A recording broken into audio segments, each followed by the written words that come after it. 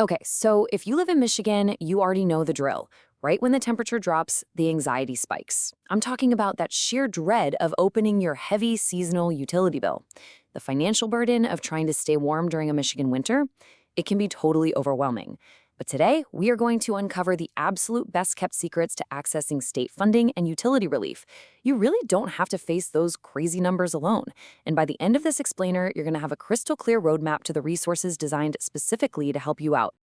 Look, it makes total sense if you're stressing out right now over seasonal energy costs. So many hardworking households struggle the second the heating season kicks in or when one of those unexpected cold snaps causes your electricity usage to just shoot through the roof. But I want to assure you right here, right now, comprehensive solutions and safety nets are available. The state of Michigan, along with local nonprofits and utility companies, have actually woven together a pretty incredible safety net. You just need to know how to navigate it, and that's exactly what we're going to do today.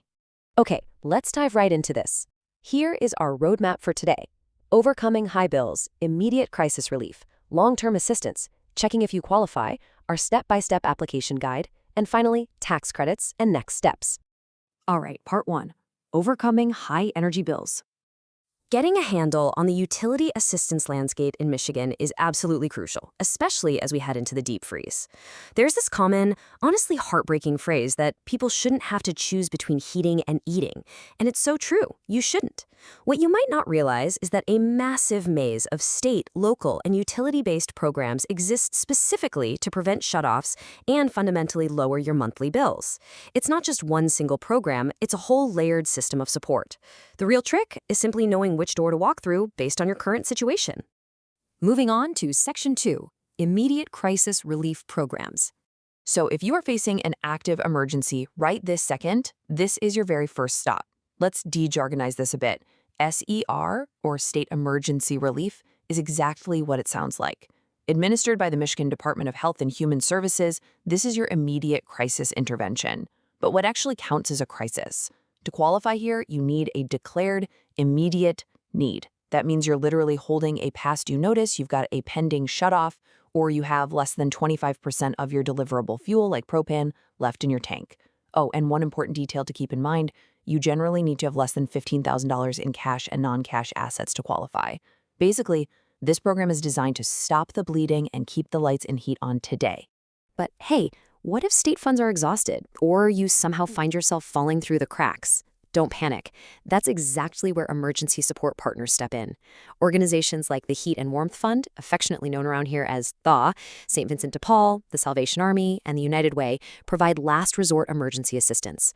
They actually often match customer donations dollar for dollar to directly fund low-income bill payments. If you're in a crisis, your absolute quickest route to these partners is simply by picking up the phone and dialing 211.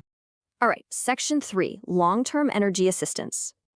Okay, once the immediate fire is put out, we really need to shift our focus to the future and long-term stability, and this brilliantly illustrates the difference. On one side of the assistance landscape, we have SER, which, like we talked about, is your immediate fix requiring a past due notice. But on the other side, we have MEAP, the Michigan Energy Assistance Program. MEAP is totally preventative. It's all about self-sufficiency. It offers budgeting assistance, energy education, and actually enrolls you in affordable payment plans with providers like Consumers, DTE, and UPPCO so that you don't end up back in a crisis again. And building on that idea of long-term stability, you've got to hear about the Weatherization Assistance Program, or WAP. It is incredible. This is a federally funded program that provides absolutely free home energy conservation services. I mean, we're talking about custom-tailored structural upgrades to your home, things like insulation and draft reduction that ensure your house stops leaking the heat you're paying so much for.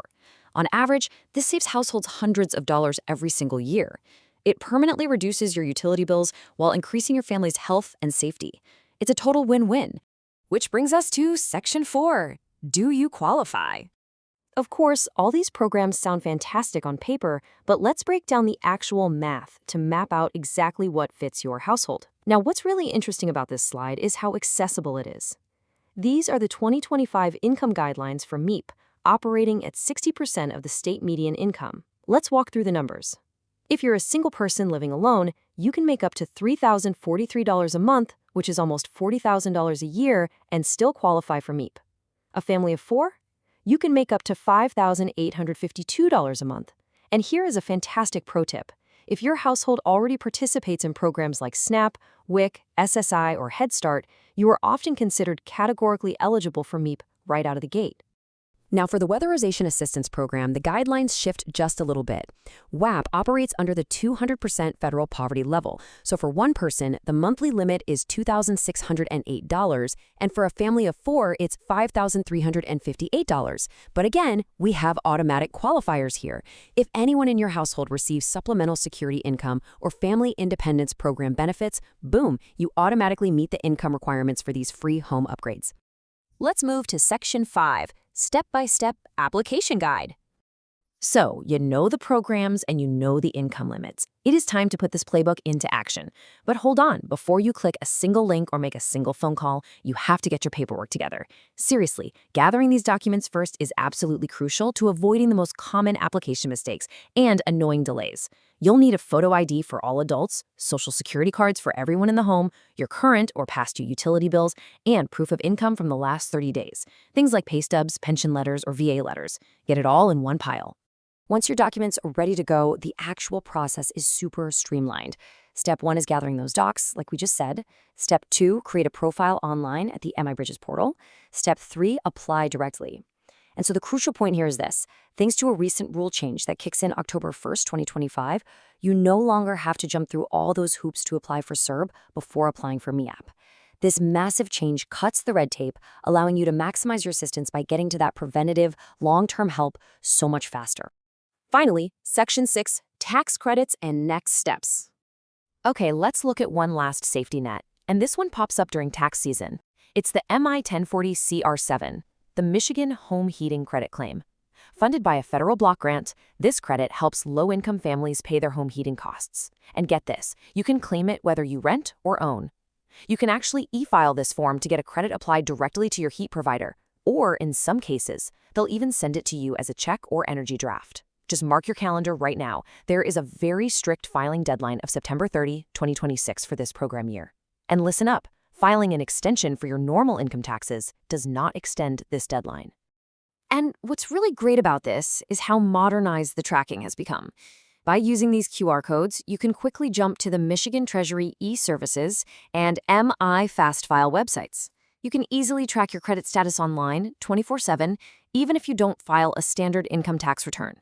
Just make sure you have your social security number, the tax year, your total household resources, and your filing status handy so you can log in smoothly. So, I want to leave you with this final thought. Are you ready to take back control of your energy bills? I know the maze of programs might seem like a giant, overwhelming puzzle at first glance, but as you've seen, they are deeply interconnected and designed specifically to catch you before you fall. You absolutely don't have to choose between essentials this winter. I highly encourage you to dial 211 or visit the MI Bridges website today. Support is 100% within reach, but you have to take that first step. Just a quick professional reminder to wrap things up.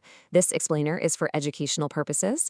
Eligibility guidelines and program structures can occasionally shift, so please make sure to consult MI Bridges, dial 211, or reach out to your respective utility agencies for the most accurate and up-to-date official assistance details. Stay warm, stay proactive, and definitely take advantage of the help that's out there.